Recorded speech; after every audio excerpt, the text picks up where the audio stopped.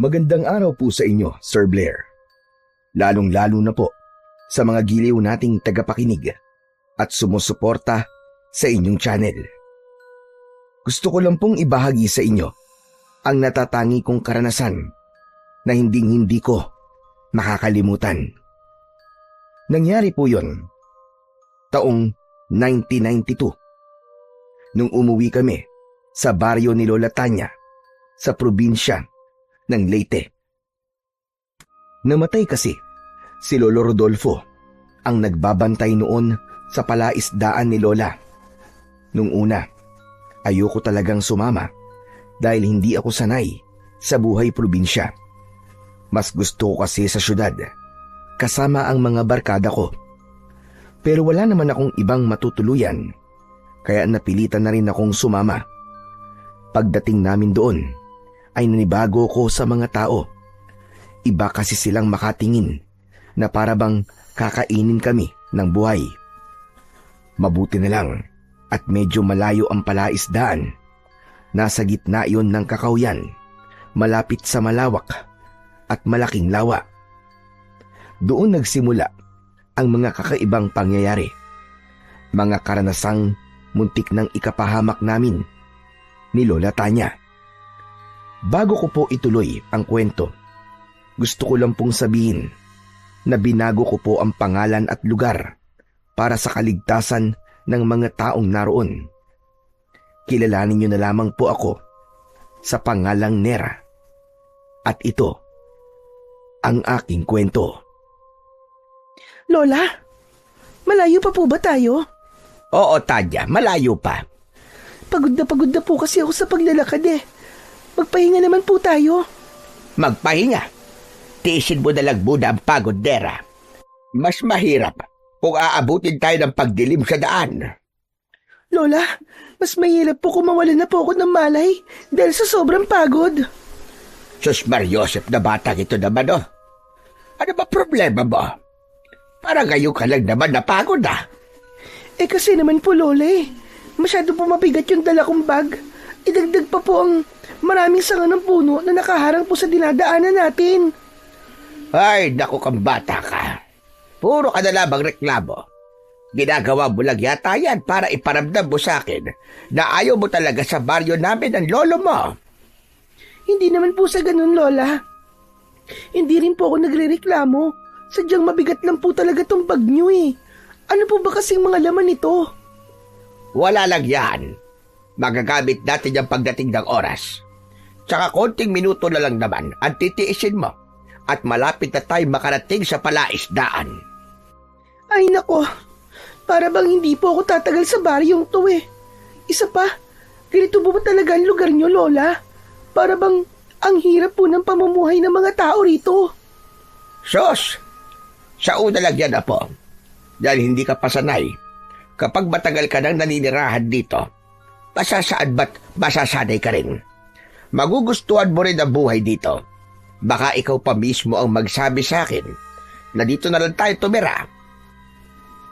Naku, Lola, kahit kailan, hindi ko po gugustuhin na tumira dito. Hindi po ako mabubuhay sa lugar na to na walang kuryente. Basta kapag natapos na po ang problema natin dito, uuwi na po tayo. Babalik na po tayo sa Maynila, ah. Gusto ko po, mangako po kayo, Lola. Iha, wag mo nang ipilit ang gusto mo. Hindi ko ba ipapangako sa'yo na makakabalik kagad tayo sa Maynila? Tsaka walang mangyayari sa'yo kung panay ang reklamo mo. Kung ay dinadaldal mo dyan, ay isinasabay mo sa paghakbang ng iyong mga paa. Aba, baka kanina pa tayo nakarating sa palaisdaan. Ano ba yan? Pati ba naman ang pagdadaldal ko napansin niyo pa? Tsaka hindi naman po akong dahilan kung bakit po tayo natatagalan eh. Kundi sa klase ng lugar na pinagtayuan nyo ng palaisdaan. Kung bakit ba naman po kasi sa dinami-rami ng pagtatayuan nyo ng palaisdaan, eh sa gitna pa ng kakawian. Yung malayo sa kalsada at kailangan panlakarin ng kalahating oras bago marating. Ay, nako. Wala na talaga mailusot na katwiran sa'yo. Alam mo, Iha, para sa kaalaman mo, maganda at presko ang paligid na palaisdaan. Isa pa, malapit yun sa lawa. Eh bakit naman po ang ibang palaisdaan, Lola? inilalagay nila malapit sa dagat at ilog. Sus, tama na nga ang pagtatanong mo, Nera. Mas lalo lamang ako mapapagod sa'yo. Wala na akong nagawa nung mga sandaling yon, kundi ang manahimik na lang. Ipinagpatuloy namin ang paglalakad habang nasa unahan ko si Lola. Pasado 5:00 na yon ng hapon. Nasa gitna pa rin kami ng kagubatan. Yun din ang unang pagkakataon na nakarating ako sa ganoong klaseng lugar. Kaya pakiramdam ko, ng mga oras na yon, pinahihirapan ako ng aking lola. Ang masaklap ng mga panahong yon, ni isang bahay ay wala akong nakitang nakatayo. Hindi katulad kanina na halos pagpiestahan kami ng mga tao sa sakayan ng jeep. Yun nga lang, masasama naman po ang tingin nila sa amin. Sobrang nakakatakot po talaga ang lugar na yon. Habang naglalakad kami, ay panay rin ang pagtingala ko sa mataas na punong aming dinaraanan. Kaya mas lalo kong nag-alala sa lugar na pupuntahan namin. Isang antingerang manunugis ng aswang ang aking lola. Kaya natitiyak ko na ang laman ng bag niya ay punong-puno ng ginawa niyang agimat. Bilisan mo na nga maglakad. Malapit na tayo. Malapit. Puro na lang po kayo malapit eh. Basang-basa na nga po ng pawis yung likod ko. Hanggang ngayon di pa rin tayo nakakarating. Ang pangit ko na oh. Para na po akong iniluwa ng sawa. Sus, nagsimula na naman ang babaeng reklamador. Wala pa ito sa kalahatian kapag tinuturuan kita doon sa pagsasanay sa paghawak ng iba't ibang klaseng sandata. Ang kaso, hindi pa laging natutuloy dahil panay din ang reklamo mo. Isipin mo na nga lang na bahagi ito ng pag-iensayo mo. Naku Lola, hindi ko na po kailangan ng pagsasanay. Pagod lang yun eh. Para saan itong mga agimat nyo? Kung kailangan ko magpagod para magkaroon ng kakayahan, di ba sabi nyo po, magkakaroon po ako ng kapangyarihan kapag meron na ako nito? Kasabay po ng kapangyarihan yon ay magkakaroon din po ako ng mga kakayahan. Sana sa susunod po, kung gagawa ulit kayo ng agimat, ang gusto ko po Lola, yung magkakaroon po ako ng kakayahang lumipad ng mataas nang hindi ko na po kailangan maglakad ng ganito kalayo. Mataas ba ka mo? O sige, gagawa ako ng ganung agimat para kapag bumagsak ka, malakas din ang lagabog mo sa lupa. Lola naman seryoso po ba kayo? Oo naman, hindi ba't ikaw itong nangangarap na gising? Kaya sinakyan ko lang ang mga kalokohan mo. Kalokohan daw? Hindi po kalokohan ang mga sinasabi ko. Totoo po talaga yun. Yun po ang gusto ko, Lola. Hay nako, ba't ba ang kulit-kulit mo, Nera? Bakit hindi mo nalang pag-aralan ng ritual at orasyon para mas matuto ka? Alam ko na po ang lahat Sanay na po ako sa pagsambit ng mga orasyon at ritual nyo. Bata pa lang ako noon, ay madalas na akong turuan ng aking lola sa pagsasagawa ng ritual. Kaya sa murang edad, ay alam ko na ang tungkol sa mga elementong nilalang ng kadiliman. Kaya naman, sanay na rin ako sa mga kakaibang gawain ng aking lola. Sa katunayan, ay suot ko ang isang agimat na madalas ay nakikita kong dinadasalan niya. Yun daw ay isang orasyon na magbibigay ng karagdagang bisa sa taglay nitong kapangyarihan.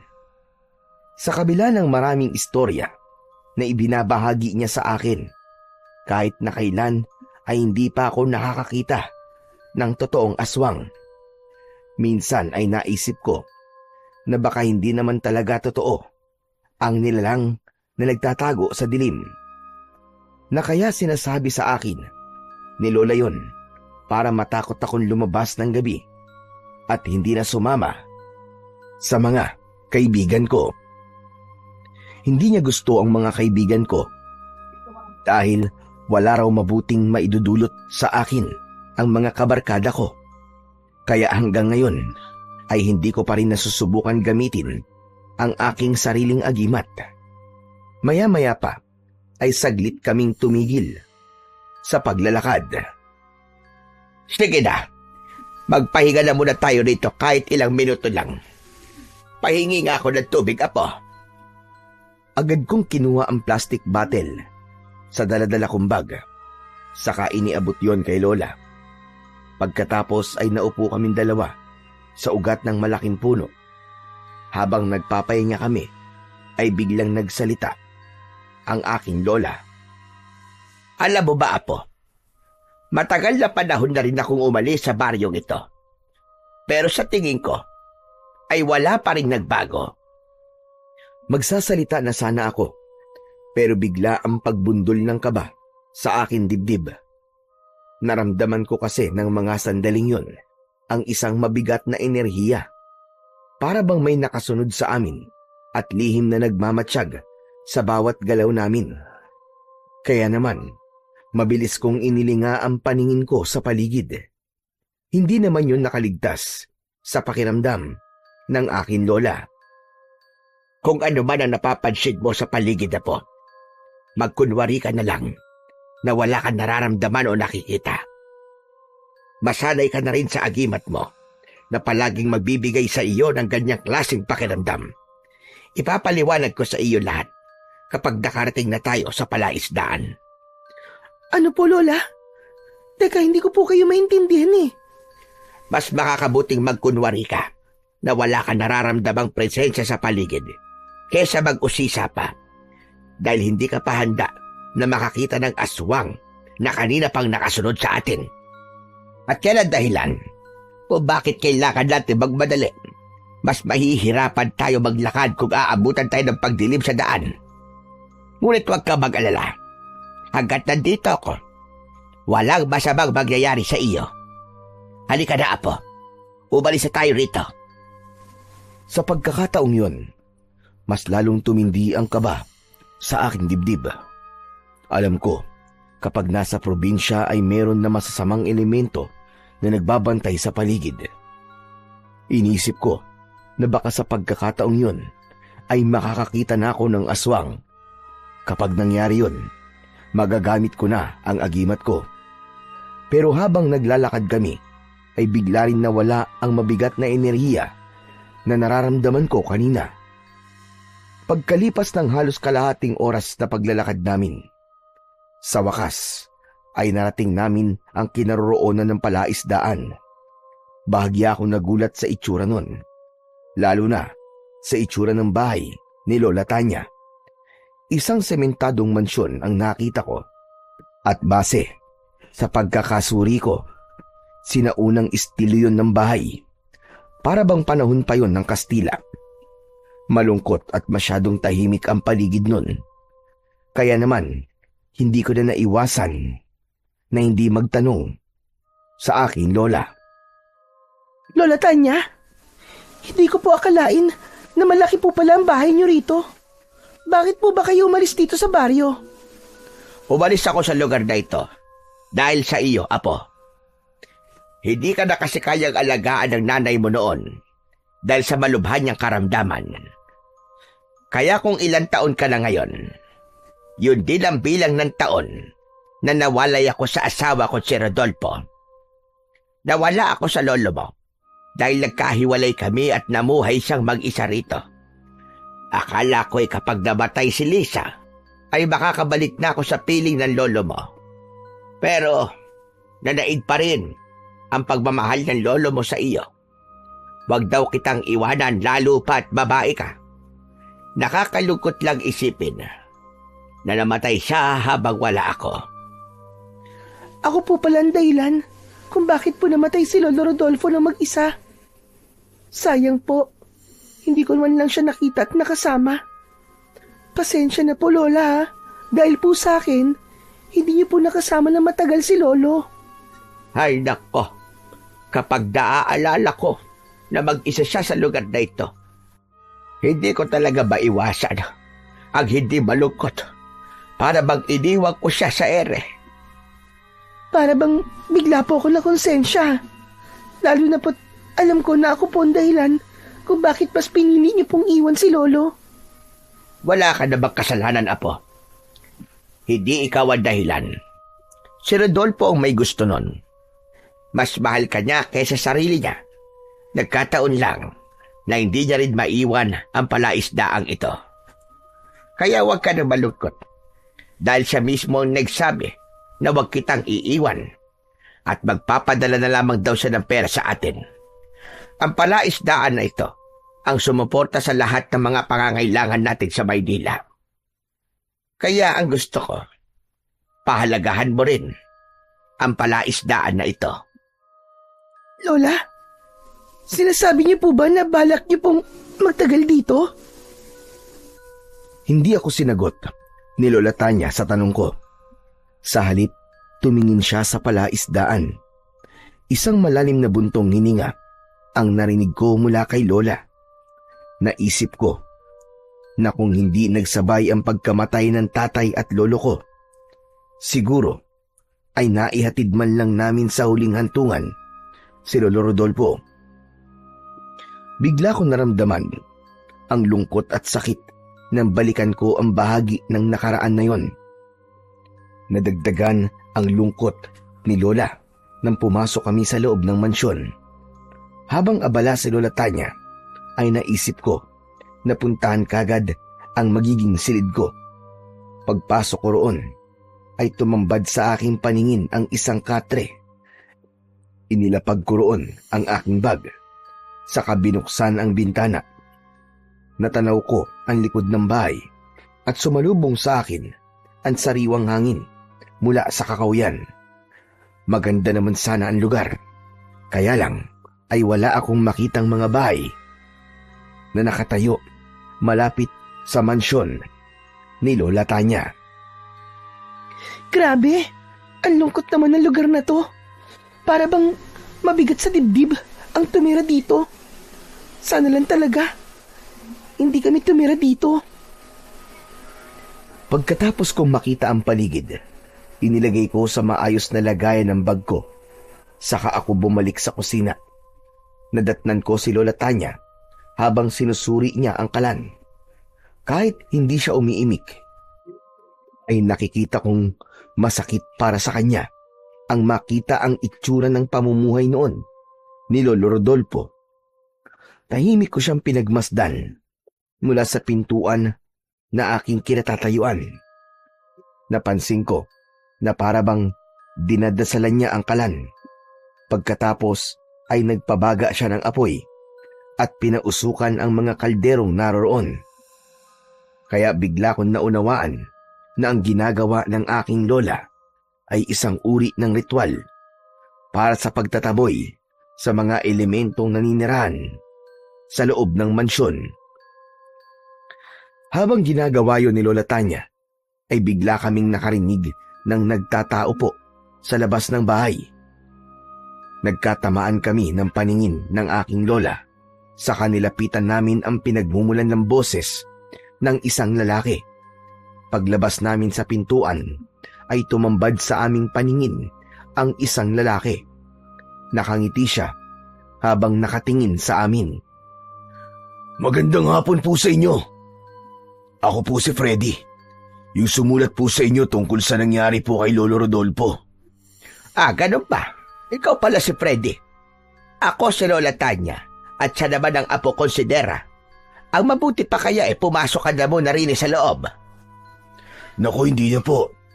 Alam ko naman po na abala po kayo sa pag-aasikaso sa bahay niyo eh. Hindi naman po ako magtatagal.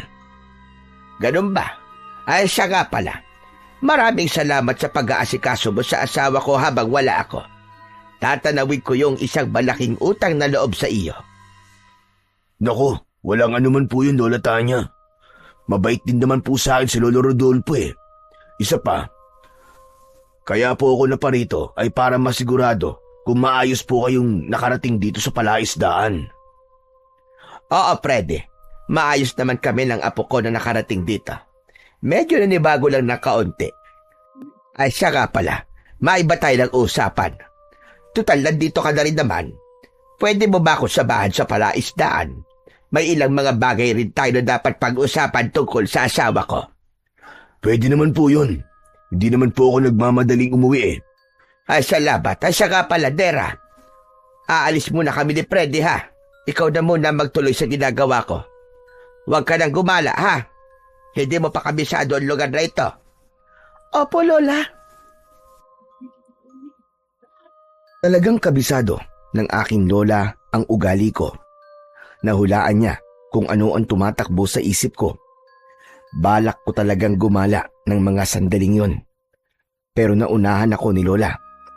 Pagkaalis nila, ay nahabol ko na lang ng tanaw ang mga ito. Malapit lang naman ang bahay sa palaisdaan, kaya hindi na ako nag-alala. Saka ko naman nilapitan ang kalan at itinuloy ang pagpapausok dito. Tinuruan ako ng aking lola noon kung paano magsagawa ng ritual, kaya hindi na rin ako nahirapan. Merong kasing kasabihan ang matatanda sa amin na kapag matagal nang walang nakatira sa bahay, ay kailangan pausukan ang kalan ng taong titira doon. Yun daw ang ritual ng pagtataboy sa mga masasamang elemento na nakatira sa mansyon, lalo na kung namatay ang unang nakatira doon. Habang abala ko sa pagpapausok ng kalan, ay bigla kong naramdaman ang presensyang naramdaman ko kanina. Sa bandang likuran ko yun, kaya napalingon ako at nahagip ng aking paningin ang isang anino na nagmamadaling tumakbo papalapit sa bintana. Mabilis na lumukso ang anino na yon palabas ng bahay. Dala ng aking kuryosidad, nilapitan ko yon at saka sinilip. Iba ang dating sa akin ng anino na yon. Para bang hinihila niya ako na sumunod sa kanya. Wala naman sigurong masama kung susundan ko siya. Hindi naman malalaman ni Lola kung aalis ako, din mamaya pa naman ang balik niya. Hindi na nga ako nagdalawang isip. Sa bintana rin ako dumaan, kagaya ng madalas kong ginagawa kapag tumatakas ako sa akin lola. Pagbagsak ko sa lupa, ay napansin ko ang malawak na kakahuyan sa likod ng mansyon. Pero hindi ako nagpaawat. Malalaki ang hakbang ng mga paa ko na sinundan ko ang nilalang na tumakbo roon hanggang sa maglaho siya sa paningin ko. Teka, saan na kaya siya nagpunta? Ang bilis naman niyang mawala. Inilinga ko ang paningin ko sa paligid. Napilit inaaninaw ang bawat sulok ng kagubatan. Huli na nang mapansin kong malayo na pala ang natakbo ko. Nag-alala kong napatigil sa paghahanap sa anino na yon at ang pagod ay biglang napalitan ng takot. Naku, lagot na. Lagot na talaga ako nito. Bakit kasi sinundan ko pa yung aninong yun eh? Nasaan na kaya siya? Ano kaya ang lugar na to? Diyos ko, pati ang daan, hindi ko na rin matandaan. Saan na kaya ako ngayon dadaan para lumabas sa kakawiyang to? Ihakbang ko na lang sana ang mga pako nang bigla akong nakarinig ng kaluskos sa bandang kahoy na nakatumba sa lupa. Dahan-dahan ko yung nilapitan dahil inisip ko na baka doon nagpunta ang anino na sinundan ko kanina. Ngunit ang kaluskos na naririnig ko ay nauwi sa tunog ng pagnguya na para bang may butong nadudurog sa loob ng bibig ng isang nilalang na kumakain doon. Hindi ko inaalis ang paningin ko, ngunit halos mabingi ako sa tibok ng aking puso. Bigla kong naramdaman ang kilabot sa buo kong katawan. Inisip ko na baka may aswang, kaya kinapa ko ang kwintas ko sa aking leeg. Yun ang agimat na magsisilbi ko sanang proteksyon, ngunit naiwala ko yun. Mas lalong tumindi ang nararamdaman kong takot. Aatras na sana ako para lumayo sa ingay na naririnig ko, nang biglang lumitaw ang nilalang mula sa likod ng puno. Direkta siyang tumingin sa akin. Ipinakita niya kung paano niyang nilalantakan ang laman loob ng kaawa-awang usa. Nang mga sandaling yon, ayaw gumana ng isip ko. Nagulat ako dahil alam ko na hindi siya ordinaryong nilalang, kundi isang aswang. Diyos ko! Aswang! Huwag kang lalapit! Diyan ka lang! Biglang nanigas ang aking mga binti. Habang pinagmamasdan ko ang nilalang, nakangisi siyang humahakbang papalapit sa akin. Habang ang mapula niyang mga mata ay nanlilisik na nakatingin din sa akin. Umangil siya ng malakas na paatras ako at nakataas ang aking kanan na kamay na para bang sa pamamagitan nun ay magagawa ko siyang pigilan na lumapit sa akin. Takot na takot ako ng mga sandaling yon. Wag! Parang awa mo na! Huwag mo akong sasaktan! Nakikiusap ako! Huwag kang lalapit! Huwag kang lalapit! Imbis na tumigil sa paglalakad ng aswang, ay bigla siyang sumugod sa akin. Hinawakan niya ang tigkabilaan kong braso at ubod lakas niya akong kinagat sa balikat. Naramdaman ko ang pagbaon ng mahahaba niyang pangil sa laman ko. Dahilan para mapasigaw ako sa labis na sakit. Idagdag pa ang mga kuko niya na bumabaon sa braso ko. Wala na akong nagawa kundi ang magpumiglas. Sa bilis kasi ng pangyayari ay hindi kagad ako nakaisip ng paraan para lumaban. Sinipa ko ang masela na parte ng kanyang katawan. Napabaluktot siya sa labis na sakit at umangil ng malakas. Sinamantala ko naman ang pagkakataon na nabitiwan niya ako. Bago ako umalis, sinipa ko ang kanyang muka, dahilan upang bumagsak siya sa lupa. Agad na akong tumakbo ng mabilis, papalayo sa aswang na yon. Habang tumatakbo, ay dinig na dinig ko ang malakas niyang pag-angil.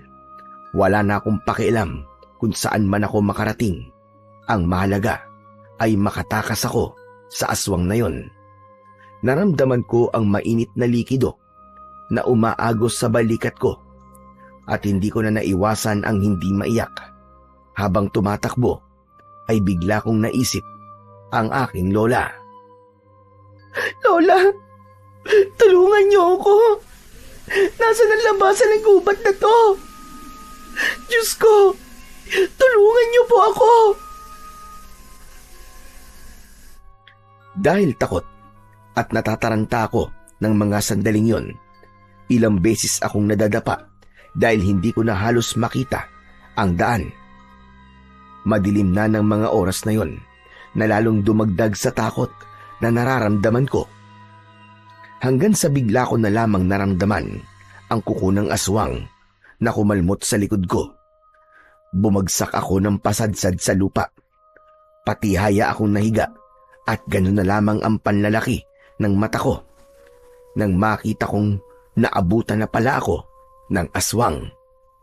Tulong! Tulungan niyo ako! Lumayo ka sa akin, aswang ka! Huwag kang lalapit! Lumayo ka! Sumigaw ako ng malakas, pero pakiramdam ko ay ako lang ang nakakarinig sa boses ko.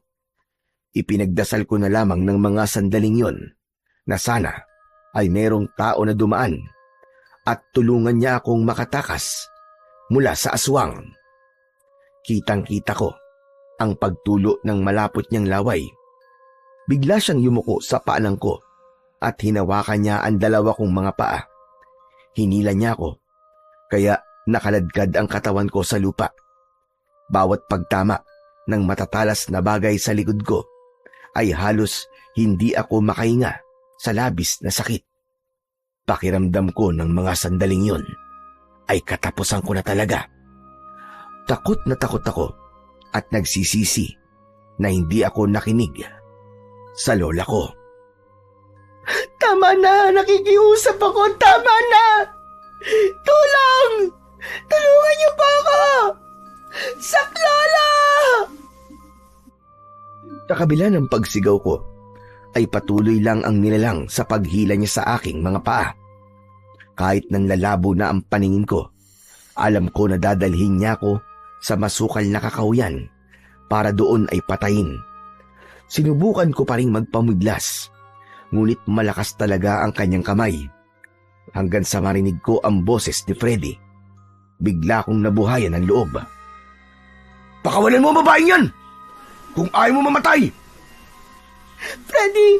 Tulungan mo ako, Freddy! Nera, huwag ka mag-alala. Ililigtas kita.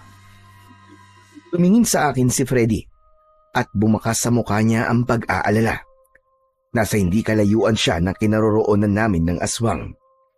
Saglit na tumigil ang nilalang. Binitiwan niya ang mga paa ko at bigla siyang lumukso papunta sa kinatatayuan ni Freddy. Kitang-kita ko kung paano nakipaglaban ang binata sa nilalang. Bawat pagtama ng suntok ni Freddy sa katawan ng aswang ay napapaangat ang paa nito sa lupa. Sa tingin ko ay malakas kung sumuntok ang binata. Habang nagpapambuno ang dalawa ay dumating naman si Lola Tanya. Galit na galit niyang hinarap ang aswang.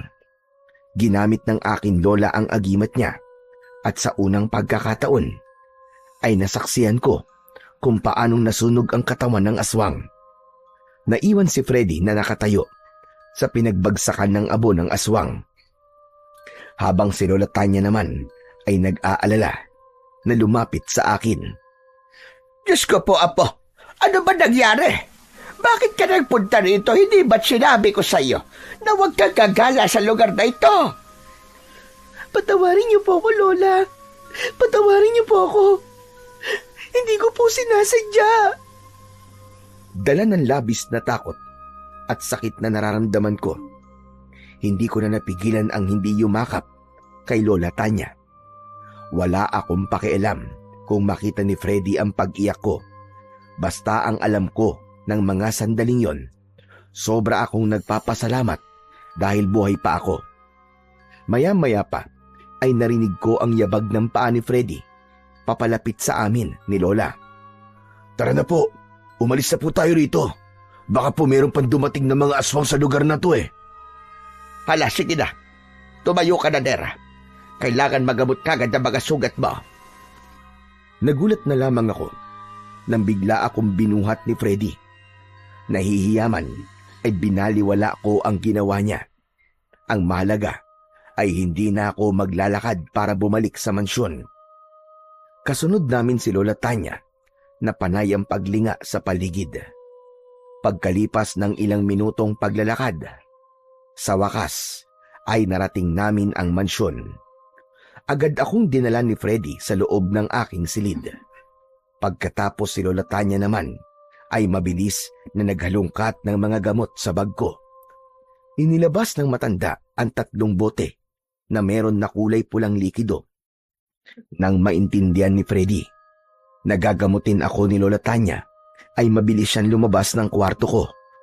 Kaming dalawa na lamang ni Lola Tanya ang nasa loob ng aking silid. Agad niyang binuksan ang takip ng bote at naamoy ko ang mabangong singaw ng laman nun. Yun ang dinikdik na katas ng ilang-ilang na merong kasamang orasyon. Mabisang gamot yun sa sugat na gawa ng aswang. Huwag kang malikot at nilinisan ko muna ang sugat mo. Kailangan mapigilan ko ang pagkalat ng lason. Naramdaman ko ang paghawi ng aking lola sa damit ko. Pagkatapos ay nilinisan niya ang sugat ko. Nang matapos siya sa panggagamot sa akin, ay nagtanong ako sa kanya tungkol sa nilalang na umatake sa akin kanina. Lola, ano pong klaseng nilalang yun? Bakit po may ganun po sa baryong ito? Sila ang mga aswang na kung tawagin dito ay Darkula.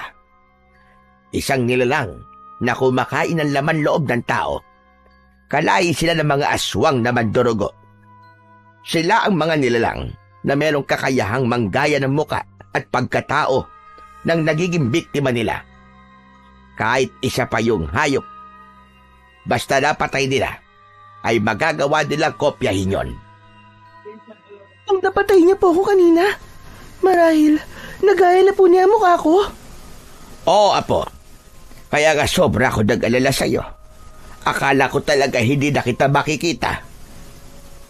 Hindi ko po akalain na makakita kagad ako ng aswang sa baryong ito, Lola. Totoo po pala yung mga sinasabi nyo. Ang akala ko po talaga niloloko nyo lang ako. Ganun po pala kumilos ang aswang. At kakaiba po ang kanyang anyo. Sobrang nakakatakot po. Nakakakilabot ang kanyang huni kanina. Pero nang makita ko po na nasunog siya sa agimat nyo, naisip ko po na mahalaga palang magkaroon ng isang agimat. Nang mabanggit ko ang tungkol sa agimat, ay saka ko lang naalala na nawawala na ang agimat ko. Hindi rin yun nakaligtas sa paningin ng aking lola. Teka, sandali lang. Nasaan nga palang agimat mo, Hanera? Pasensya na po, Lola. Hindi ko po namalayan na naiwala ko ang agimat kanina. Diyos ko na ba na bata ka, oo. Bakit naman naiwala mong agimat na yon? Hindi mo ba alam na mahalaga yon? Kaya ka napahamak kanina dahil nawala ang nagsisilbi mong proteksyon laban sa aswang. Pasensya na po talaga, Lola. Hindi ko naman po yun sinasadya eh. Tsaka, ano po bang inaalala nyo? Kaya nyo naman po gumawa ulit nun, di ba, Lola? Oo nga. Kaya ko nga gumawa ulit nun. Pero magkaiba ang epekto ng bago at lumang agimat. Hindi ka kasi nakikinig sa akin. Hindi ka nag-iingat. Palaging ang gusto mo ang nasusunod. Masyadong matigas ang ulo mo. Kaya siguro nawala ang agimat mo dahil hindi mo pinapahalagahan yon. Oo na nga po. Pasensya na po talaga. Pasensya. Nakakahiya tuloy kay Freddy. Pati siya ay inabala ko sa paghahanap sa iyo kanina. Mabuti na lamang at bumalik kami kagad sa mansyon. Dahil kung hindi, baka kung ano na ang nangyari sa iyo. Bakit ka ba nagpunta sa gubat na yon, ha? Nakakita po kasi ako ng anino at sinundan ko po yun. Kapag may ganun na, umiwas ka. Hindi mo ba alam ang panganib na naghihintay sa iyo roon? Kadalasan ng mga Darkula ay gumagamit ng alido na kunwari ay magpapahabol sila. Pero yung pala ay ginagamitan ka na nila ng panghila o hipnotismo para ikaw mismo ang lumapit sa kanila. Kung tutusin naman po, Lola, kasalanan niyo rin naman eh. Ano ka po? Kasi naman po, nung una pa lang ayoko na pong umuwi rito, di ba? Kayo lang naman po mapilit. Gaano ba kahalaga ang palaisdaan nyo para ipagpalit yung kaligtasan natin? Alam naman po ninyo na marami palang aswang dito. Bakit naman po nagpunta pa tayo rito? Hindi ko inaasahan na maririnig ko yan sa iyo, Nera. Pagkatapos bumalaban kung gaano kahalaga sa amin ang lolo mong palaisdaan na ito. Akala ko, pagkatapos kong ikwento sa iyo tungkol sa mga sakripisyo ng lolo mo, magbabago ang pananaw mo sa ginagawa ko. Pero hindi. Nagkamali pala ako. Kahit po ba may aswang, wala pa rin po bang mas mahalaga sa inyo kundi ang palaisdaan? Hindi mo siguro naiintindihan kung ano ang nararamdaman ko. Isa pa, hindi lang yun ang dahilan kung bakit ako umuwi sa baryong ito. Hindi na kita pipilitin na manatili rito. Malaki ka na. Kaya kung gusto mo ay pwede ka na bumalik sa Maynila. Kesa naman ang araw-araw na maririnig ko sa iyo, ay ako may kasalanan sa nangyari sa iyo. Nang marinig ko ang sinabi ng lola ko, para bang may kutsilyong tumusok sa puso ko. Tila sumobra ako sa mga nasabi ko sa kanya. Ngunit yun talaga ang nararamdaman ko. Masamang-masama ang loob ko dahil hanggang ngayon ay nararamdaman ko na mayroong mga bagay na hindi pa sa akin sinasabi si Lola. Maya-maya pa ay naupo siya sa tabi ko. Bakit po ba hanggang ngayon ay hindi niyo pa rin sinasabi sa akin ang totoong dahilan kung bakit tayo umuwi rito? Nang maintindihan ko po kayo, Lola. Umuwi ako rito dahil sa mga aswang na patuloy na namiminsala sa mga taong nakatira sa baryong ito. Balak kong bumalik sa pagiging manunugis ng mga aswang para pigilan ang pag-aasik nila ng lagim. Ano naman po ang kinalaman natin sa mga taong nakatira rito, Lola Tanya? Kapag namatay tayo rito, hindi naman po nila tayo matutulungan eh. Kaya bakit niyo po ipagpapalit ang mga buhay natin sa mga tao? Maliban na lamang po kung may iba pa po kayong dahilan. Subalit ang lugar na ito ang dahilan kung bakit namatay si Rodolfo Apo. Naniniwala ako na hindi siya namatay sa sakit. Pinatay siya ng aswang. Nang makita ko kanina ang aswang na muntik manakit sa iyo, naisip ko na totoo ang hinala ko. Aswang talaga ang may gawa nun kay Rodolfo. Balak ko sanang ilihim sa iyo ang lahat ng mga pagdududa ko hanggat hindi pa ako sigurado. Pero ngayon, sigurado na ako. Biglang nahinto sa pagsasalita si Lola Tanya dahil hindi niya na napigilan ang kanyang sarili. Umiyak siya na para bang ang bigat-bigat ng dibdib niya. Hindi na rin ako nakapagsalita dahil iniisip ko na masakit para kay Lola na malaman na pinatay si Lolo Rodolfo. Ako naman ay hindi mapalagay dahil sa panganib na haharapin namin sa oras na tumagal pa kami sa lugar na yon. Sino po nagsabi niya sa inyo, Lola? Sino po nagsabing aswang nga po ang pumatay kay Lolo? Para isipin niyo po ang bagay na yan. Si Freddy po ba? Siya po ba, Lola?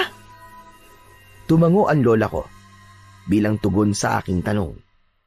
Saka ko lamang naalala si Freddy na nasa labas lamang ng silid ko.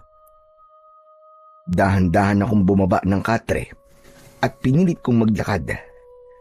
Sinubukan ni Lola Tanya na pigilan ako. Ngunit gusto kong marinig mula kay Freddy ang mga nalaman ng aking lola tungkol sa lolo ko. Iniwan ko ang matanda sa loob ng kwarto habang umiiyak. Samantala paglabas ko naman ng pintuan ay nakita ko kagad si Freddy na nakaupo sa mahabang bangko sa harap ng lamesa. Nasa kusina siya at malayo ang tanaw sa labas. Bagya pa siyang nagulat nang bigla akong nagsalita. Freddy, pwede ba tayo mag-usap? Napatayo ang lalaki at humarap sa akin. Baka sa mukha niya ang pag-aalala nang makita ang sugat ko sa balikat. Pero nang makita niya na seryoso ang mukha ko habang nakatingin sa kanya, lumikot ang mga mata niya. Hindi siya makatingin sa akin. Sa halip ay mas lumapit pa ako sa kanya. Hinawakan ko ang mga kamay niya. Alam kong narinig mo mga pinag-usapan namin ni Lola. Kaya gusto kong malaman kung may katotohanan ba mga sinabi niya. Ikaw ang alam kong huli niyang nakausap kanina. Kaya alam ko na ikaw ang nagpatibay sa hinala ni Lola Tanya, tama ba? Oo, ako nga nagsabi kay Lola. Totoo na aswang ang pumatay kay Lolo Rodolfo dahil ako mismo ang nakakita at nag-asikaso sa bangkay niya. Yun ang totoong dahilan kung bakit pinilit ko si Lola Tanya na umuwi rito. Ayaw mo bang marinig kung paano siya namatay? Kung ano ang itsura niya nang makita ko siya? Oo, Freddy. Gusto kong malaman kung ano ang totoong nangyari kay Lolo para mas maintindihan ko kung bakit kailangan naming manatili rito. Bumalik sa pagkakaupo sa bangko si Freddy. Ako naman ay naupo sa tabi niya. Sa kanya sinagot ang tanong ko. Natagpuan ko siya na nagpapalutang-lutang sa palaisdaan niyo. Nung una ay nakala ko na nalunod lang siya. Pero nang kunin ko ang katawan niya, nagulat ako sa mga natuklasan ko. Wala na ang laman loob niya, wakwak ang dibdib niya, at halos hindi na siya makilala dahil sa ilang araw na pagkakalutang niya sa tubig. Diyos ko! Ang lolo ko! Kawawa naman ang lolo ko! Parang nanikip ang dibdib ko ng mga oras na yon nang marinig ko ang mga sinabi ni Freddy. Masaganang luha ang umagos sa aking pisngi. Bigla kong naintindihan kung gaano kasakit at kahirap ang pinagdadaanan ng lola ko. Naramdaman ko ang paghawak ni Freddy sa balikat ko. Saka ako tumingin sa kanya habang may luha ang aking mga mata. Nakikiramay ako sa nangyari kay Lolo Rodolfo mo. Napamahal na rin siya sa akin dahil matagal ko siya nakasama. Pero alam mo, ang totoo niyan, nagipango na yung sospek ako sa pagkamatay niya. Ikinulong ako ng 2 araw, ngunit pinalabas din ako matapos mapatunayan na inosente ako. Idagdag pa na habang nasa kulungan ako ay muling naulit ang nangyari sa lolo mo. Dito rin sa palaisdaan nyo. may isa na naman bangkay na tagpuan. Kaya simula nun ay naging palaisipan sa mga pulis at sa mga tao na nakatira rito kung bakit sa palaisdaan niyo madalas natatagpuan ang katawan ng mga biktima. Diyos ko, bakit sa palaisdaan pa namin? Ano bang meron sa palaisdaan? Hindi ko rin alam, Nera. Patuloy na kumukuha ng buhay ang palaisdaan nyo. Dahil doon, balak ng mga tao na ipasara ito. Kaya naman, napilitan akong sulatan na si Lola Tanya. Hindi ba nila sinusubukan na alisan ng tubig ang palaisdaan namin? Bakit naman nila gagawin yun eh? Wala si Lola Tanya. Hindi sila maaaring kumilos nang wala ang may-ari. Alam ba nila na merong aswang na Darkula sa baryong ito?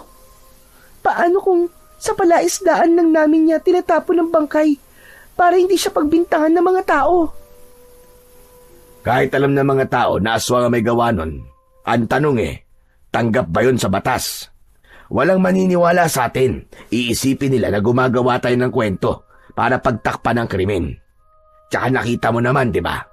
Tanging ang agimat lang ng Lola Tanya mo ang nakatalo sa halimaw kanina. Kaya yun ang dahilan kung bakit gustong manatili ni Lola mo sa palaisdaan na to. Tutulong ako kay Lola Tanya, Freddy. Bibigyan namin ng hustisya ang nangyari kay Lolo Rodolfo para mapatunayan na rin namin sa lahat na walang kinalaman ng palaisdaan namin sa pagkamatay ng mga biktima. Pero mapanganib, hindi biro ang mga aswang na makakalaban nyo ni Lola. Wala na akong pakialam, Freddy. Ang mahalaga ay hindi maipasara ang palaisdaan.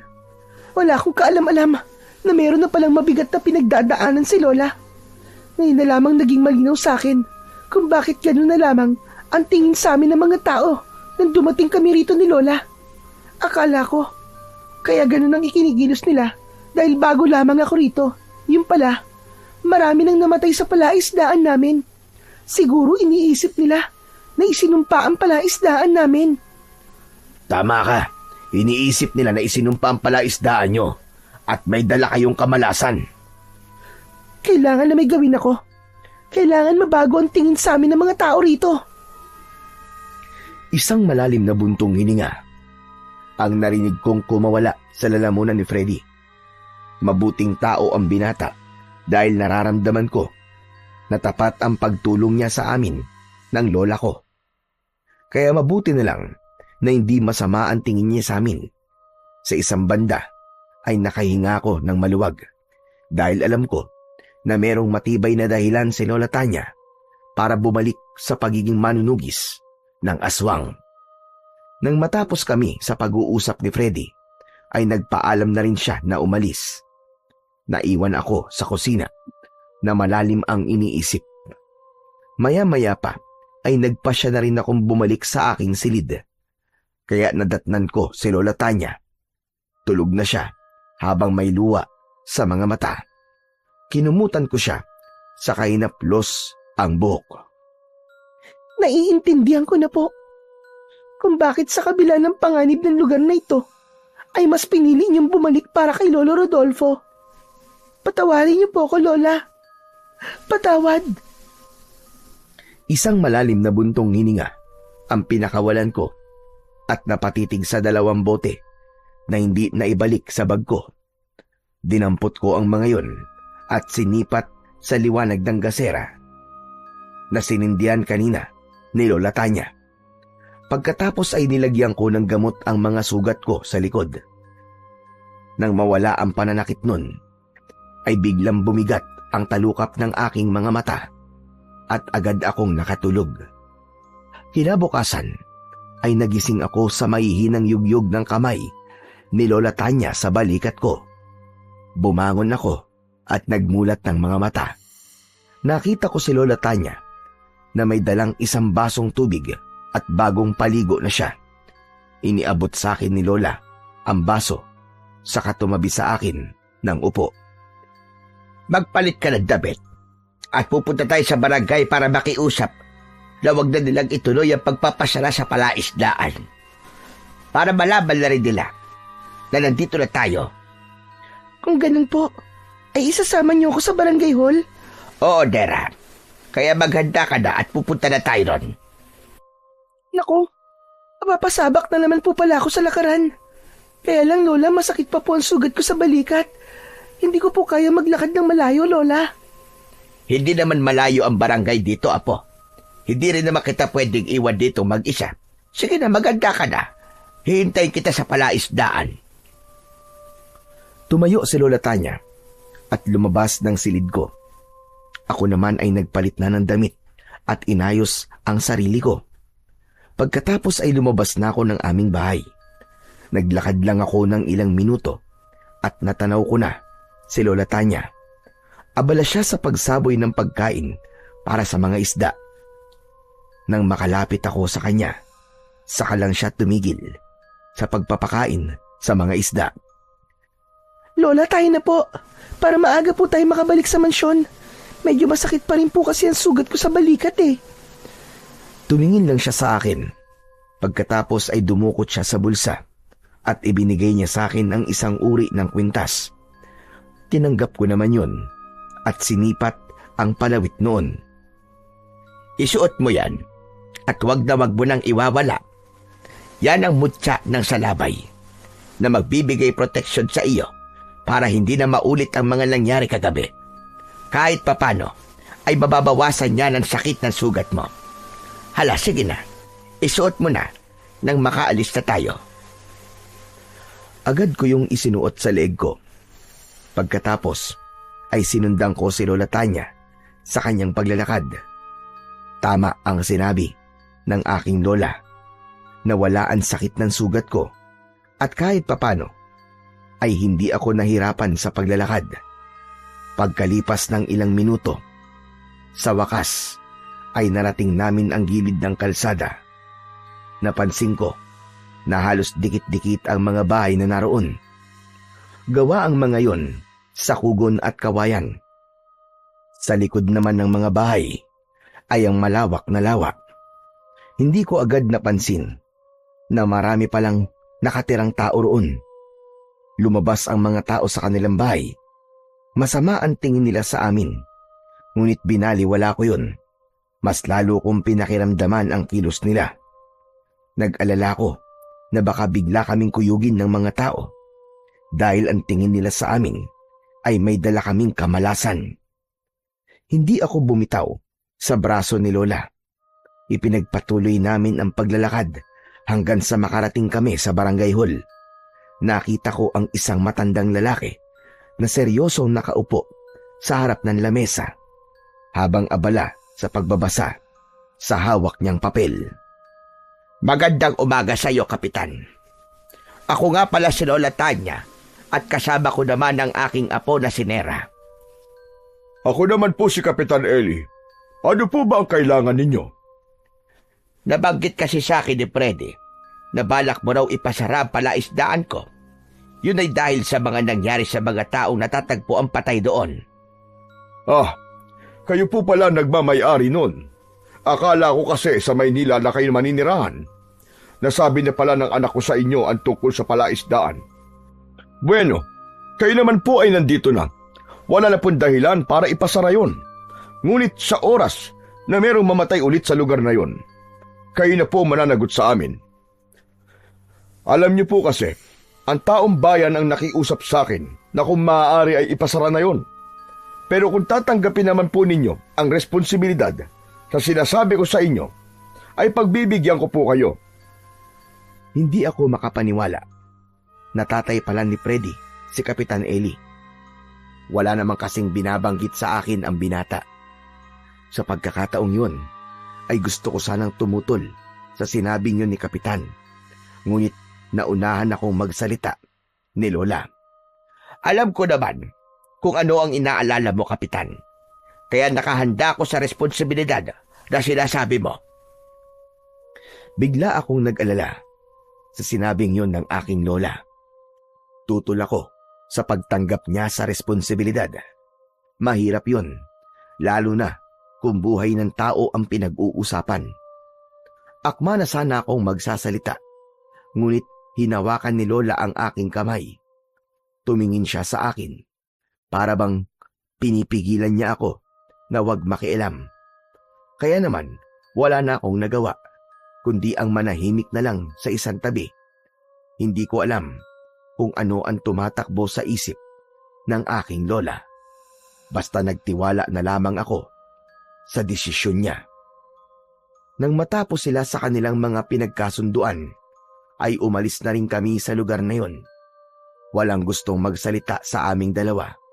Nakatungo lang ako ng mga sandaling yon dahil ayokong makita ang mga taong nakatingin na naman sa amin. Habang tinatahak namin ang daan pabalik sa palaisdaan, ay hindi na ako nakatiis. Kinausap ko na si Lola. Lola, wala po ba kayong balak na ipaliwanag sa akin ang pagpayag niyo po sa kondisyon ni Kapitan Eli? Para ano pa? Para pigilan ako sa gusto kong mangyari. Talagang hindi po ako sumasang-ayon sa gusto niyo, Lola. Dahil ang kaligtasan niyo po ang inaalala ko. Paano? Kung meron na namang mamatay sa palaisdaan, sino po mananagot? Hindi po ba't kayo? Nera, Apo. Alam ko naman na alam mo na ang tungkol sa totoong nangyari kay Rodolfo, hindi ba? Dahil hindi ka nagulat kanina at alam ko rin na si Freddy ang nagsabi sa iyo. Pero bakit hindi mo ako naiintindihan? Tumigil si Lola Tanya sa paglalakad sa tapat ng palaisdaan at ibinaling ang paningin sa akin. Sana maunawaan mo kung bakit ko ito ginagawa. Masama ang loob ko sa nangyari sa lolo mo. Mas matatanggap ko sana kung namatay na lang siya sa sakit. Pero Apo, pinatay ang lolo mo ng isang aswang. At habang nabubuhay ako, hindi ako titigil hanggat hindi ko nakakabit ang hustisyang nararapat para sa kanya. Kung kinakailangan na bumalik ako sa pagiging manunugis ng aswang ay gagawin ko. Mapigilan ko lang ang paggasik ng lagim ng mga aswang. Pero, ano po ang kaugnayan ng palaisdaan sa pagtanggap niyo ng kondisyon ni Kapitan?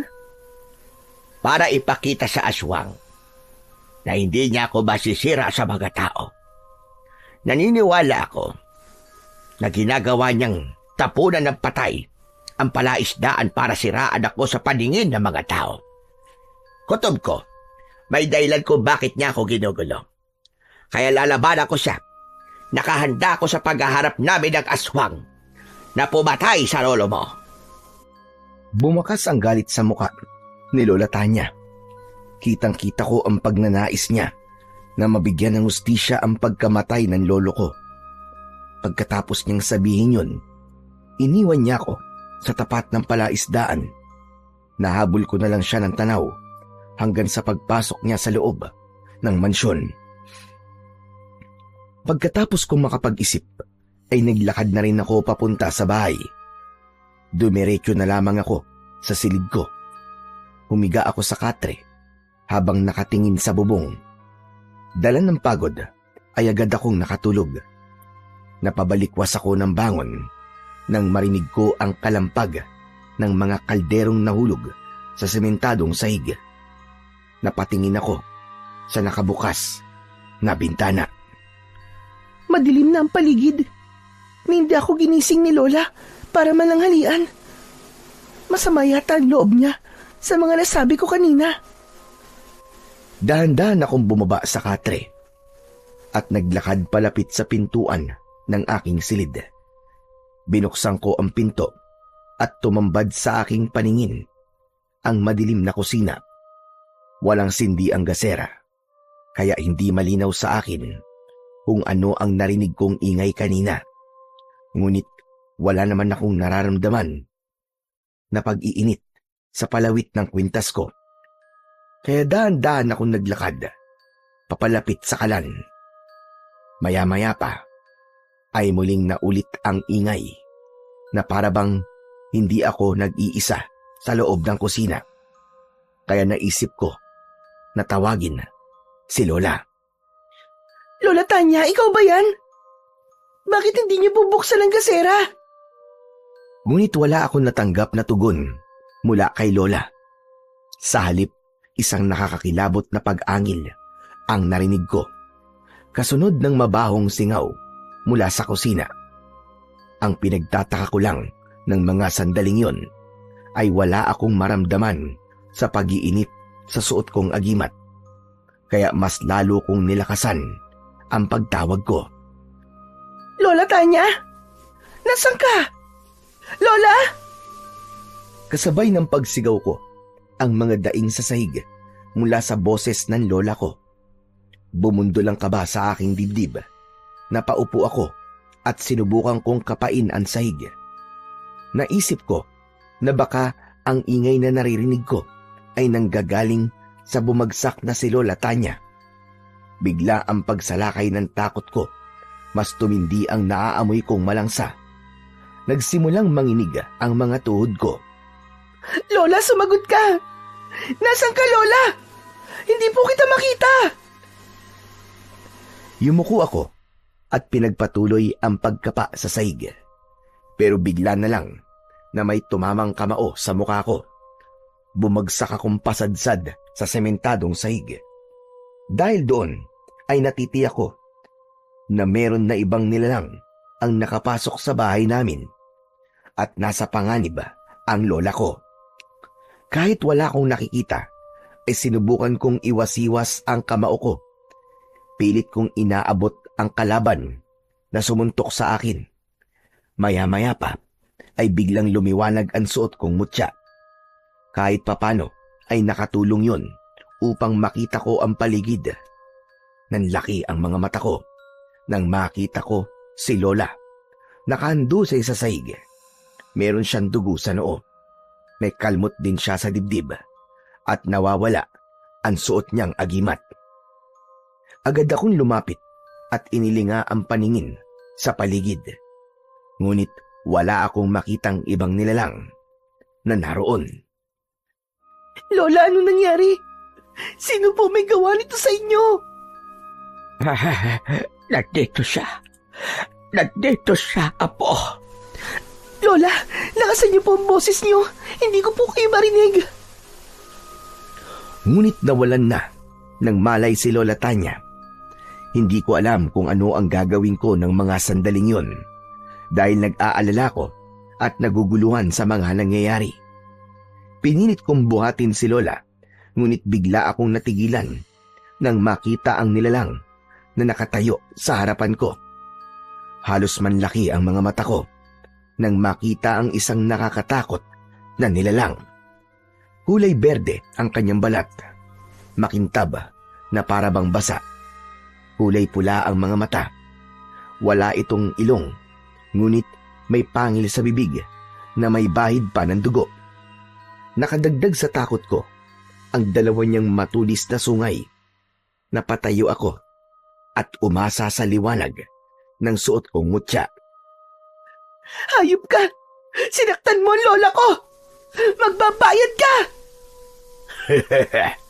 Magbabayad. Ang lola mo ang may utang sa akin. Pinatay niya ang pamilya ko. Naniningil lang naman ako ng pautang. Wala akong alam sa mga pinagsasasabi mo. Bumalik ka sa impyernong pinanggalingan mo! Hindi ako babalik sa impyerno nang hindi kasama ang lola mo. Nagbalik ako para maghiganti. Uubusin ko ang mga lahi ninyo. Hindi! Hindi mo makukuha ang mga gusto mo. Kung meron man na dapat mamatay dito, walang iba kundi ikaw. Dahil kampong ka ng kadiliman, kampong ka ni Satanas. Kung ano man ang pagkakautang ni Lola sa'yo, sapat ng kabayaran ang ginawa mong pagpatay sa lolo ko, hayop ka. Hindi ka pa nasiyahan. Nandamay ka pa ng mga taong walang kalaban-laban. Nagkakamali ka. Lahat sila may kasalanan. Dahil sila ang ipinagtanggol ng lola mo. Kaya sa naging manunugis doon, isa ako sa naging biktima ng kasamaan niya. Kaya naririto ko para iparamdam sa kanya kung paano mawalan ng mahal sa buhay, kagaya ng ginawa niya sa pamilya ko. Pwes, magdadaan ka muna sa ibabaw ng bangkay ko. Talagang dadaan ako sa bangkay mo dahil papatayin kita. Ibibigay ko sa'yo ang laban na hinahanap mo. Biglang naglaho ang nilalang sa harapan ko. Natakot ako dahil hindi ko pa alam kung paano gamitin ang mutya na suot ko. May kakayahan ng aswang na maglaho at agad na magpapakita upang umatake. Kaya nang muli siyang magpakita sa harapan ko, ay hindi ko na naiwasan ang pagtama ng kamao niya sa tiyan ko. Gumanti ako ng suntok sa mukha niya, ngunit naiwasan niya yon. Muli siyang gumanti ng suntok sa akin at sa pagkakataon na yon ay tinamaan niya na ako sa dibdib. Bumagsak ako sa sahig sa tabi ni Lola. Nagtataka lamang ako kung bakit natalo ng aswang si Lola, gayong may suot siyang agimat. Maya-maya pa ay muling umalingaw-ngaw ang boses ng aswang. Walang laban sa akin ang mga agimat ninyo. Dahil para sa akin, ako ang pinakamalakas. Kaya hanggat hindi ko kayo napapatay, uubusin ko ang lahat ng mga tao rito. Dahil sa sinabing yun ng aswang, bumundol ang kaba sa aking dibdib. Inipon ko ang lahat ng lakas ko na nagpatindi sa liwanag na lumalabas sa mutya ng salabay. Bumangon ako. Agad akong sumugod sa aswang. Inatake ko siya ng suntok at sipa na tumama sa katawan niya. Sa lakas ng epekto ng kapangyarihan ko, bumalandar siya sa dingding ng pinto at nasira yon. Kahit na anong mangyari, ay hindi ko hahayaan na magtagumpay ka sa mga binabalak mo. Lalabanan kita. Kabilang ka na rin sa mga pahihirapan ko. Ikaw ang pahihirapan ko, hayop ka. Pinatay mo ang lolo ko at sinaktan mo naman ang lola ko. Kaya humanda ka dahil papatayin kita. Lalapitan ko sana ang aswang nang bigla siyang naglaho sa paningin ko. Sinubukan kong manatili sa kinatatayuan ko at pinakiramdaman ang paligid ko.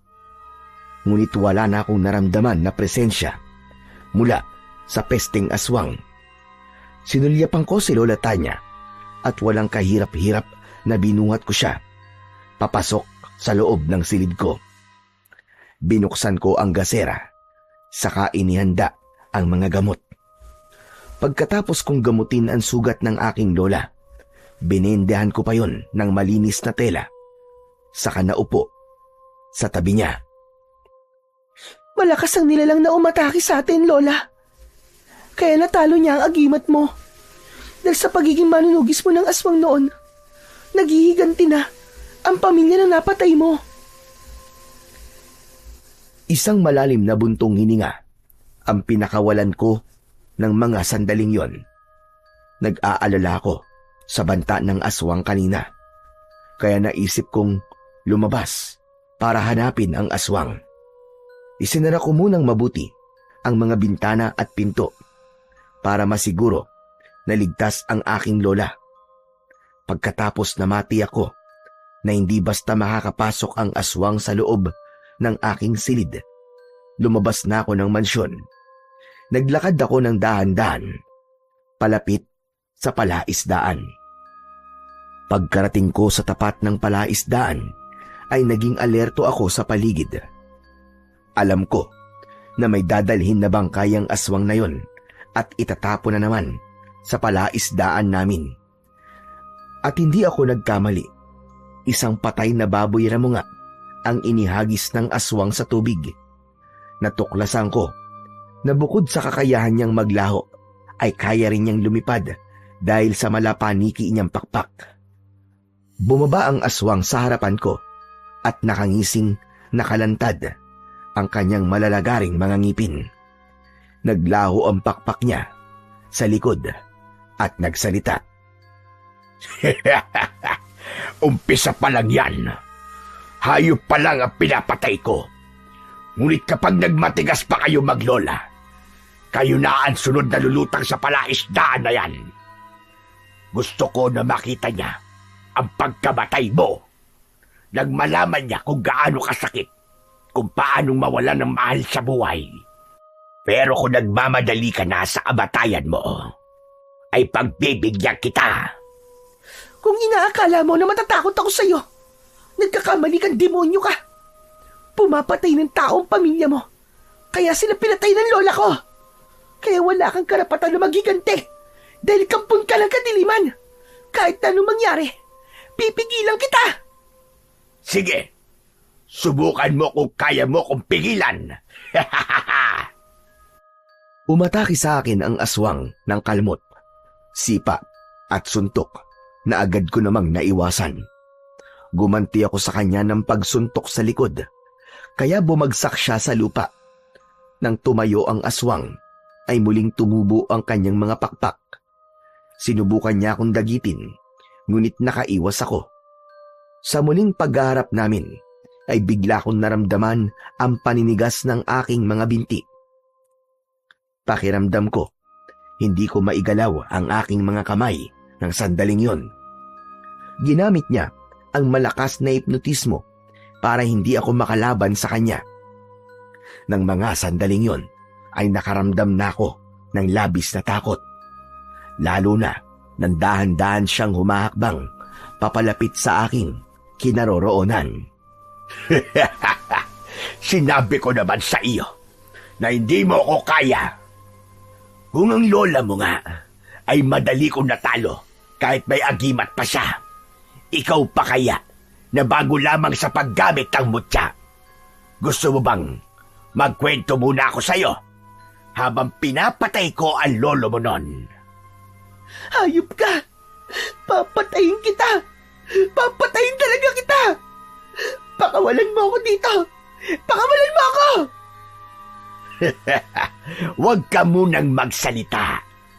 Hindi mo maririnig ang mga ikikwento ko sa'yo kapag maingay ka.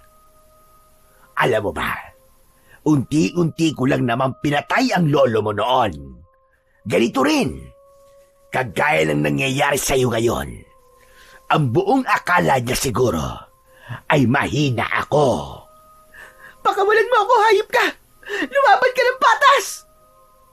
Patas naman akong lumaban, ha? Ayaw mo bang marinig ang kwento ko? Kung paano kong pinahirapan si Rodolfo? Kung paano kong hinugot ang laman loob niya sa loob ng kanyang tiyan? Pagkatapos, ipinatikim ko sa kanya ang lasa nun para naman patas para sa kanya. At siyempre, sinaluan ko siya nang hindi naman siya malungkot. Sigaw siya ng sigaw noon. Tinatawag niya ang pangalan ng magaling mong lola. Hayop ka! Halimaw ka! Papatayin kita! Sige, lakasan mo pa ang boses mo. Nagganahan naman ako habang nagkikwento. Alam mo bang, merong isang tao na sinubukan na tulungan siya. Ayun, nauna tuloy sa amo niya. At siyempre, ipinainom ko sa lolo mo ang dugo ng pakialamerong yon. Sayang, walang nakakaalam na patay na ang tapat niyang tauhan. Sinong tauhan na tinutukoy mo? Sino? Hulaan mo para masaya. Ano? Itutuloy ko ba ang pagkikwento? Alam mo, natatawa ako sa lolo mo eh. Kahit hirap na siyang huminga, pinagmumumura pa rin niya ako. Pinagbabantaan niya ako. Alam mo ba kung anong sumunod na nangyari? Ayon, winakwak ko dibdib niya. Kaya yun, maaga siyang nagbiyahe papuntang impyerno. Nang marinig ko ang kwento ng aswang, parang ako ang nasaktan sa nangyari kay Lolo Rodolfo. Nagpumiglas ako at pilit na kumawala sa malakas na puwersang pumipigil sa katawan ko. Maya-maya pa ay biglang bumagsak ang aswang. May nakabaon na palaso sa dibdib niya. Sinundan ko ang pinagmulan ng palaso. Nakita ko si Lola Tanya. Nakatayo siya. Nakataas ang kamay na may hawak pa na pana. Kumislap ang suot na agimat ng lola ko. Indikasyong humihilom na ang sugat niya. Kaya naman, nawala ang malakas na puwersang pumipigil sa aking katawan. Dala ng labis kong galit, inatake ko kagad ng suntok ang aswang na nakahiga sa lupa. Pinutol ko ang palaso sa dibdib niya at paulit-ulit ko yung isinaksak sa katawan niya. Pero nagawa pa rin niyang maglaho At kahit wala na ang nilalang sa harapan ko, paulit-ulit ko pa rin sinuntok ang lupa. Pinigilan naman ako ni Lola Tanya. Apo, tama na! Tama na, Apo! Dumudugo na ang kamay mo, itigil mo na yan! Lola, ang hina ko. Hindi ko siya napatay. Alam ko na po ang ginawa ng aswang na yung kay Lolo Rodolfo. Kaawa-awa naman po si Lolo. Pinahirapan siya ng halimaw na yon. Hayop ang halimaw na yun, Lola. Napakahina ko. Mahina ko. Inutil. Walang kwenta. Niyakap ako ng maigpit ni Lola Tanya habang umiiyak. Kahit na anong gawin ko, hindi na mawala sa isip ko ang ginawa ng aswang kay Lolo. Tahan na, Apo, tahan na. Paghahandaan na natin ang pagbabalik niya. Sisiguraduhin ko na hindi na siya makakatakas. Lola, naghihiganti siya sa inyo. Pinatay mo raw ang kanyang pamilya. Kaya iniisa-isa niya ang pamilya niyo. Kaya po ba, pilit niyo akong sinasanay na gumamit ng mga sandata at agimat? Dahil ang totoo, siya talaga ang pinaghahandaan niyo. Oo, Nera. Ngunit hindi ako nagsisisi. Maraming buhay ang naisalba ko noon. Alagad sila ng kadiliman na nag-aasik ng lagim. Dapat lang sa kanila ang mamatay. Pero paano po ang buhay na nawala? Ang buhay na nadadamay po ng dahil po sa inyo. Apo, kasama na sila sa ipaglalaban ko. Malinaw na po sa akin kung anong sinasabi ng hayop na yon. Kung hindi po ako nagkakamali, sinisiraan ka niya sa mga tao para itakwil ka. Tutulong po ako sa inyo, Lola. Ako po mismo ang papatay sa kanya. Nang kumalma na ang nararamdaman kong galit, ay inalalayan ako ni Lola Tanya. Kinuha niya ang pana na inilapag niya sa lupa. Pagkatapos ay sabay kaming naglakad pabalik sa bahay. Pagpasok namin sa loob ng mansyon, ay nagsindi kami ng gasera. Isinarado ng aking lola ang pintuan at mga bintana. Pagkatapos ay naupo siya sa tabi ko. Lola, ano po bang nangyari sa inyo kanina? Paano po kayo natalo ng aswang na yon? Hindi po ba't may suot po kayong agimat? Kutob ko, Apo. Kanina pa siyang nagbabatsyag sa atin at sinamantala niya ang pagkakataon na hindi ko siya nararamdaman. Magmula na dumating tayo sa baryo na to, ngayon lang nawala ang mga palatandaan sa agimat ko. Hindi ko siya naramdaman, kaya hindi ko siya napaghandaan. Sa tingin ko, ginamitan niya ako ng itim na mahika para mapigilan ang mga senyales na lalabas sa agimat ko. Kailangan natin mag-ingat dahil kaya niyang kontrahin ang kapangyarihan natin. Baka nakakalapit na pala siya sa atin nang hindi natin namamalayan. Kung sa bagay, kahit po ako, nahirapan po ako sa kanya. Wala po akong magawa para labanan siya. Makakaya mo siyang labanan na po. Natalo ka lang kanina dahil hindi mo pa alam kung paano gagamitin ang mutya na sa labay. Yan ang tatalo sa itim na kapangyarihan ng aswang na Darkula. Kaya magsasanay tayo sa paggamit mo ng pana at mutya. Hindi na maaaring maulit ang nangyari kanina, Apo. Dahil baka hindi na tayo makaligtas sa kanya. Sa pagkakataon na yon, ay naramdaman ko ang kakaibang tensyon. Nag-alala ko na baka sa muling paghaharap namin ng aswang na Darkula ay mabigo na ako at mamatay sa kamay niya. Kinabukasan ay maaga akong lumabas ng bahay. Nakita ko si Lola Tanya. Nakaharap siya sa mga lata na nakatali sa sanga ng puno. Hawak niya ang pana at sinusubukan na itutok yon sa mga lata. Nang makita niya ako, ay ibinigay yon sa akin ni Lola. Pagkatapos ay umatras at itinuro ang mga lata. Sige, tignan natin. Patamaan mo ang mga lata na yan, Apo. Gawin mo ng buong maghapon hanggat hindi mo napapabagsak ang mga yan. Pero Lola, hindi naman po ako marunong gumamit nito eh. Kaya nga tinuturuan kita. Dahil hindi sa lahat ng oras ay kasama mo ko. Kaya pag-aralan mo na ipagtanggol ang sarili mo. Wala na akong nagawa. Ng mga sandaling yon, tinanggap ko na ang pana at binalahan ko yon ng palaso. Itinutok ko ang pana sa mga lata na nakasabit sa sanga. Dahil malakas ang hangin, hindi ko yun tinamaan.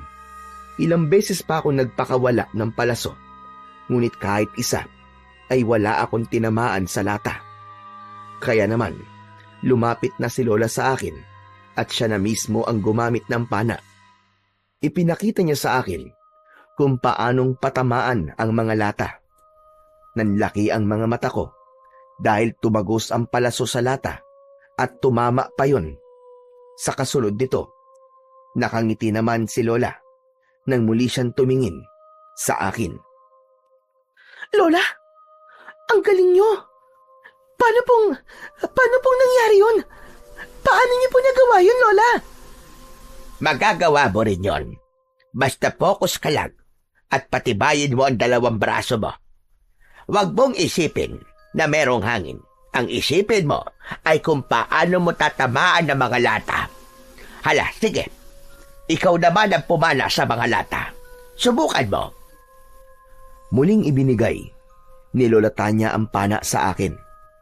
Pagkatapos ay hinawakan ko yon ng maigpit. Itinaas ko ang kamay ko at sinunod ang sinabi sa akin ni Lola. Sinipat ko ang lata. Halos hindi ako humihinga ng mga oras na yon. Nang matiyak ko na sakto na ang posisyon ng pana ko, agad kong pinakawalan ang palaso. Nagulat ako nang tamaan ko ang lata. Sa lakas ng pagtama ng palaso sa lata, ay nahulog yun sa lupa. Hindi na tuloy maitago ni Lola ang labis na tuwa. Mahusay! Mahusay, apo! Nasa pulbo! Madali ka naman palang batuto. Nakakatuwa naman po, Lola Tanya. Hindi ko po akalain na magagawa ko po kagad patamaan ng lata. Alam kong magagawa mo, apo. Sige na, magsanay ka pa ng gusto. Ituloy mo lang ang ginagawa mo at ako naman magpapakain muna ako ng mga isda. Nang makaalis na si Lola Tanya sa harapan ko, ay muli akong nagsanay sa paghawak ng pana. Tumagal yon ng halos 1 oras. Dahil sa pagsisikap ko na matuto, ay nagawa kong maubos ang mga lata nang walang kahirap-hirap. Sa labis na kaligayahan na aking nararamdaman, ay sumunod ako kay Lola sa palaisdaan. Balak ko sanang ibalita sa kanya na nagawa ko na ang ipinag-uutos niya. Ngunit bigla akong natigilan mula sa aking kinatatayuan. Tanaw ko kasi na nag-uusap sina Lola, si Kapitan at si Freddy. Para bang seryoso sila sa kanilang mga pinag-uusapan. Pagkalipas ng ilang sandali, ay hindi na ako nakatiis. Agad akong lumapit sa kanila at naabutan ko na nagsasalita si Kapitan Eli.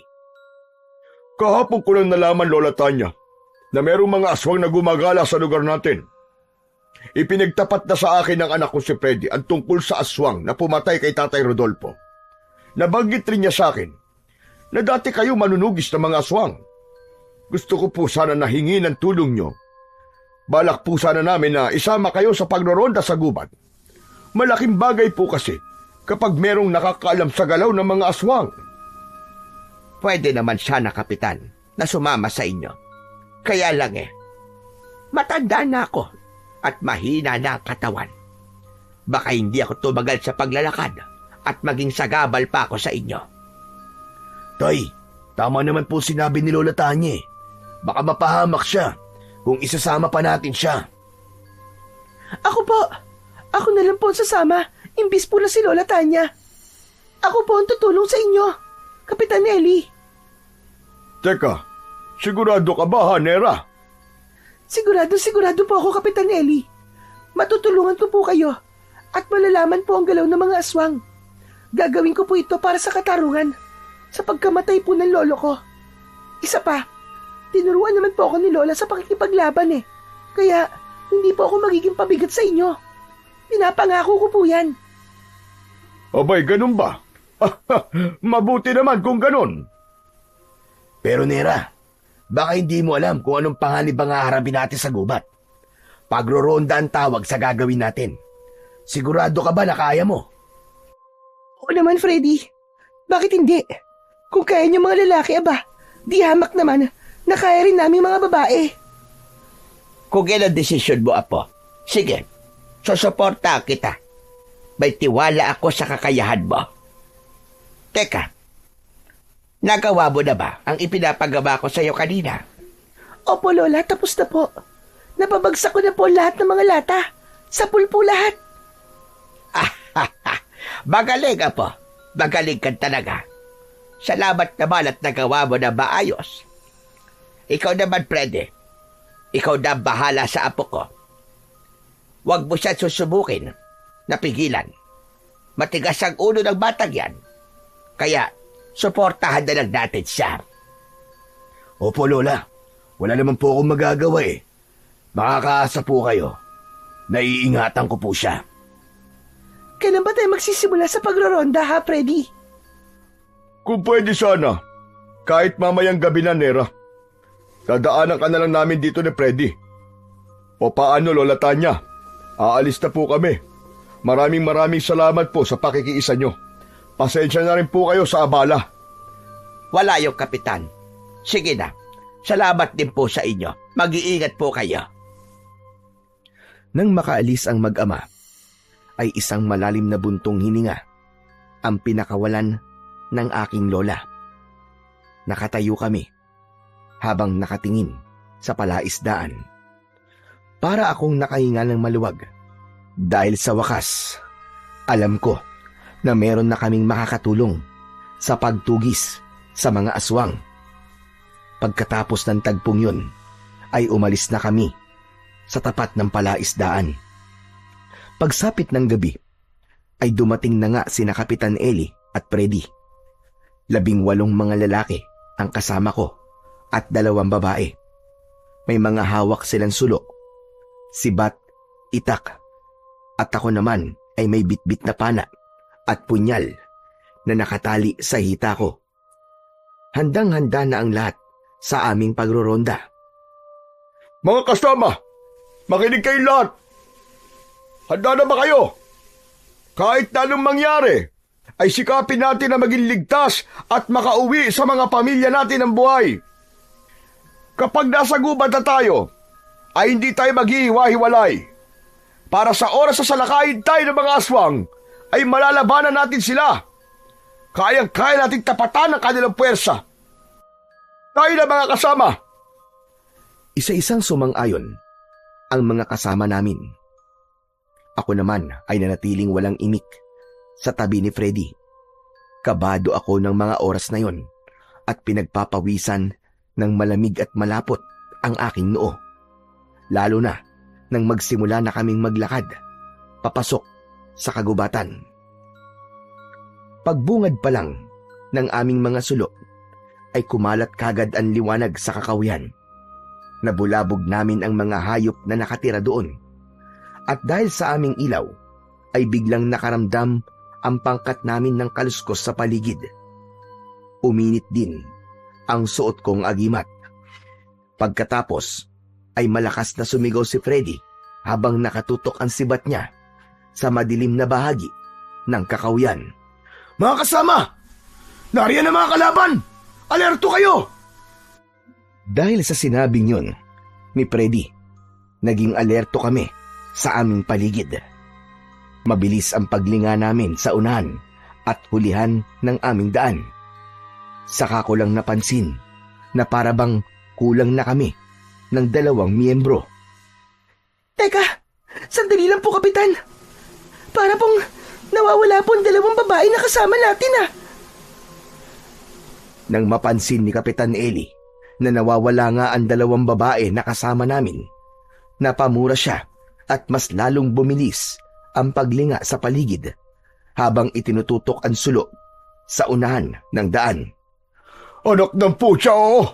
Bakit walang nakapansin sa inyo na wala na ang 2 babaeng kasama natin? Ano ba kasing ginagawa nyo? Maging alerto kayo! Kahit ako ay aminadong hindi ko rin yun napansin. Masyado kaming nalibang sa paglalakad. Sinubukan ni Kapitan na tawagin ang pangalan ng dalawang babae dahil baka naligaw lamang ang mga ito. Ngunit ang narinig namin ay ang pag-angil sa paligid. Maya-maya pa ay lumitaw sa harapan namin ang maraming aswang na darkula. Doon na kami nagsimulang magkagulo. Natakot ang mga kasama ko dahil hindi nila inaasahan na magpapakita sa amin ang ganong karaming mga aswang. Itinaas ko ang aking pana at sunod-sunod na nagpakawala ako ng palaso sa ere. Tinamaan ko ang mga aswang na darkula at bumagsak ang mga yon sa lupa habang nagkikikisay ang katawan nila. Nera! Nera, sa likod mo! Ngunit huli na para tamaan ko ng palaso ang umaatake sa akin na aswang. Dinagit ako ng aswang at inilipad ako sa impapawid. Nabitiwan ko ang hawak kong pana. Pero dahil sa suot kong mutya ng salabay, napaso ang aswang at nabitiwan din niya ako. Naramdaman ko ang pagtama ng katawan ko sa sanga ng puno. Ngunit nakakapit ako kaya hindi ako tuluyang bumagsak sa lupa. Mabilis akong bumaba sa puno at ginamit ang punyal na nasa hita ko. Agad kong sinalubong ang mga kalaban at nilaslas ang kanilang mga leeg. Bumagsak ang mga yon sa lupa habang bumubula ang sariling bibig.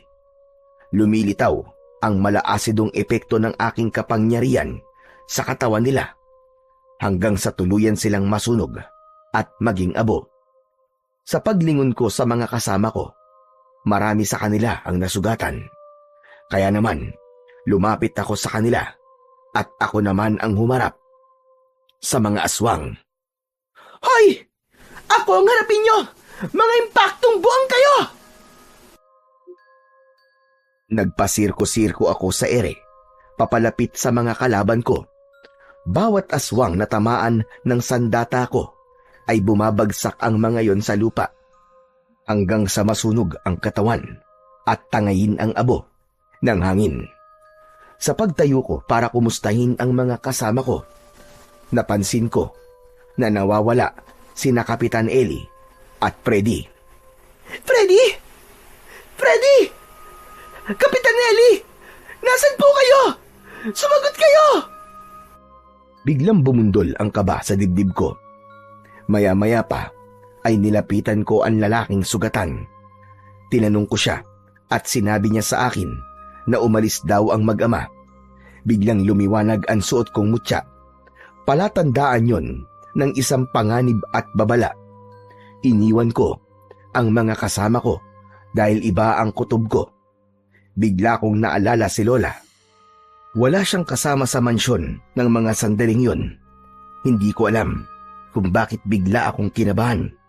Kaya malalaki ang hakbang ng mga paa ko na tinakandaan pabalik sa palaisdaan. Diyos ko! Diyos ko, sana po nagkakamali lang ako. Hindi maaari. Huwag niyo pong pababayaan ang lola ko, Panginoon ko. Nakikiusap po ako sa inyo. Lahat ng kaba na nararamdaman ko ng mga oras na yon ay mas lalong nagbigay sa akin ng matinding pagsisikap na makarating kagad sa mansyon sa palaisdaan. Pagkalipas ng ilang minutong pagtakbo, ay narating ko na kagad ang kinaroroonan ng palaisdaan at hindi nga ako nagkamali sa babalang ipinaramdam sa akin ng aking mutya ng salabay. Nakita ko na pinagtutulungan ni na Kapitan Eli at Freddy si Lola Tanya. Hoy! Ano ginagawa niyo kay Lola Tanya? Akala niyo ba magtatagumpay kayo sa binabalak niyo? Tay, alam niyo na tungkol sa atin. Nawala na ang bisa ng itim na maika sa agimat niya. Kahit na bisto niya tayo, anak, hindi ko hahayaan na mabuhay siya. Sige na, patayin mo na siya! Pakawalan niyo si Lola! Bakit niyo siya sinasaktan? Pakawalan niyo siya! Hindi pa rin ba malinaw sa'yo ang lahat, Nera? O nagtatanga-tangahan ka lang? Pinaghandaan namin ang pagbabalik ninyo. Matagal ng patay ang may-ari ng mukha namin. Kaya madali lang sa amin ang mahulog kayo sa patibong namin. Ang bilis nung magtiwala. Wala kayong kaalam-alam na may bisa ng itim na mahika ang mga agimat nyo para hindi nyo kami maramdaman. Pero ngayon, na natuklasan mo na ang pagkatao namin, wala nang dahilan para magtago. Mula sa harapan ko ay biglang nagbago ang anyo nila. Naging isang aswang na Darkula at si Freddy pala ay ang aswang na nanloob sa amin sa mansyon. Hindi na ako nagdalawang isip. Ginamit ko ang kapangyarihan ko para labanan ang dalawang aswang. Si Lola Tanya naman ay hinarap si Kapitan Eli. Ako naman ay kay Freddy. Nagpambuno kami. Kapangyarihan namin laban sa kapangyarihan nila. Sa una ay nahirapan ako dahil malakas ang kapangyarihang itim. Muntik mo na akong maisahan, Freddy. Hindi ko hahayaan na magtagumpay ka sa mga plano mo. Demonyo ka pala! Hindi ko rin naman hahayaan na magtagumpay ka. Dumating na ang paniningil namin ng tatay ko. Kaya naman, magbayad na kayo! Agad akong ginamitan ni Freddy ng kanyang itim na kapangyarihan para hindi ako makagalaw. Ngunit ginamit ko ang mutya ng salabay upang makontra naman ang kapangyarihan niyang pinakawalan. Lumitaw ang liwanag mula sa mutya at bumalot yon sa buo kong katawan. Pumikit ako at inusal ang isang orasyon na itinuro sa akin noon ni Lola Tanya. Unti-unting lumakas ang liwanag na bumabalot sa aking katawan. Dahil sa epekto ng aking mutya, tumalsik si Freddy at pasadsad na bumagsak sa lupa. Nilapitan ko siya at dahil sa matinding galit na nararamdaman ko para sa kanya, hinubad ko ang aking mutya at isinuot yun sa kanyang leeg. Kitang-kita ko kung paano ang pagkikisay ng kanyang katawan habang sinusubukan niyang tanggalin ang kwintas na mutya. Mula sa aking harapan, natunaw siya at nasunog ang katawan hanggang sa maging abo at tangayin ng hangin. Nakita ni Kapitan Eli ang ginawa ko sa anak niya. Hindi maaari. Anong ginawa mo sa anak ko, Nera? Papatayin kitang hayop ka. Papatayin kita. Pero bago yon, uunahin ko muna ang matandang ito. Tinakal ni Kapitan Eli ang lola ko. Umangat ang paa ng aking lola sa lupa. Ngunit sa kabila ng hirap na nararamdaman niya, sinubukan niya pa ring ituro ang pana. Nera, apo ko! Taputin mo ang pana, bilisan mo! Patabaan mo siya sa ulo! Magmadali ka, apo! Nakita kong nasira ang agimat ni Lola, kaya wala siyang lakas para lumaban sa aswang na si Kapitan Eli. Wala nang ibang paraan. Dinampot ko ang pana sa lupa. Itinaas ko yun at itinutok ang palaso sa muka mismo ng kalaban, direkta sa ulo nito. 2 beses kong pinakawalan ang palaso. Bumaon ang mga yon sa mata at ilong ng aswang.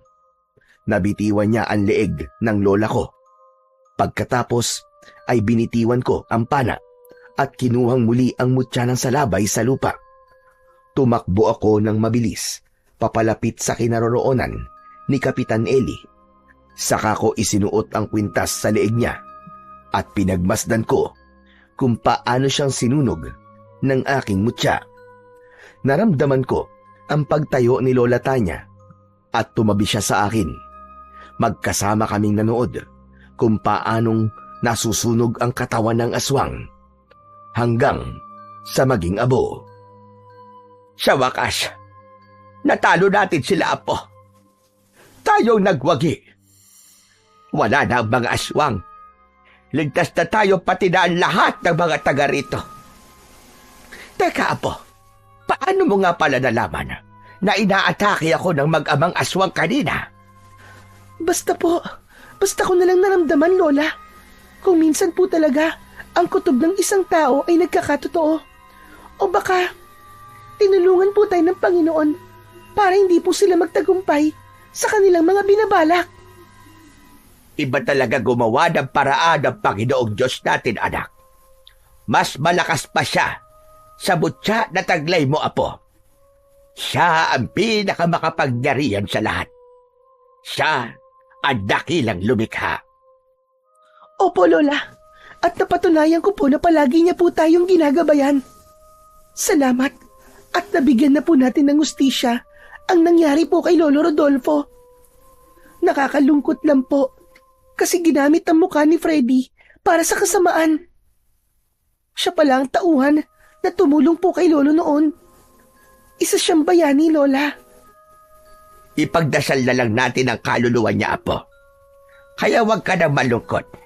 Ang mahalaga ay matatahimik na ang kaluluwa nila dahil sa wakas ay napatay mo na ang mga aswang na pumatay sa kanila. Nang mga sandaling yon, ay saka lamang ako nakahinga ng maluwag. Sa wakas, ay natuldukan na ang paggasik ng lagim ng mga aswang na Darkula.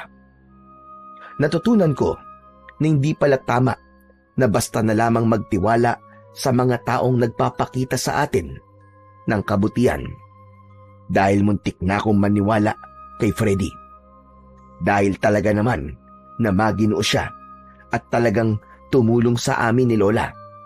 Yung pala ay bahagi lamang yon ng pagpapanggap niya para maisakatuparan ang paghihiganti niya. Hindi pala biro ang maging isang antingerang manunugis dahil marami ang nakakaaway at maaaring madamay ang pamilya. Sa ngayon po, ay muling bumalik sa katahimikan ang baryo, pati na ang respeto ng mga tao kay Lola. Tuluyan na po naming ipinasara ang palaisdaan at bumalik na kami sa Maynila. Hanggang ngayon po ay suot ko pa rin ang mutya ng salabay. At sa tuwing nakikita ko po ang kwintas ko, ay naaalala ko ang nakakakilabot na karanasan na yon sa probinsya ng aking lola. Hanggang dito na lamang po ang natatangi kong karanasan at maraming salamat po sa pagbabasa. Ang kwentong inyong napakinggan ay nagpapakita lamang na sa dulo ng bawat laban, mapapatunayan na walang puwersa ng kadiliman ang makakadaig sa pusong may determinasyon at pananalig. Ang kanilang pagsisikap ay naging paalala na sa bawat pagsubok, ang liwanag ng kabutihan ay laging mananaig kung hindi tayo susuko.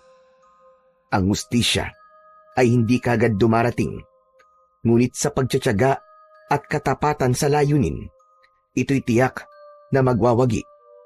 Sapagkat sa mundong puno ng dilim, ang tunay na sandata ay hindi lamang lakas o tapang, kundi ang paniniwala na ang kabutihan ay laging magbabalik. Mas malakas, mas makatarungan, at mas matatag kesa sa inaasahan.